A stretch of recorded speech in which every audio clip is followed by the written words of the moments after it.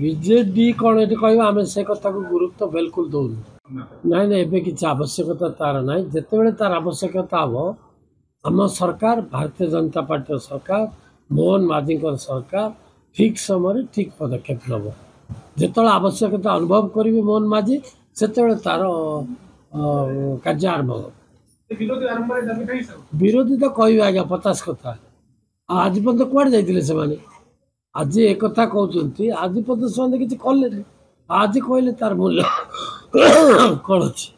BJD କ'ଣ ଏଠି କହିବା ଆମେ ସେ କଥାକୁ ଗୁରୁତ୍ୱ ବିଲକୁଲ ଦେଉନୁ।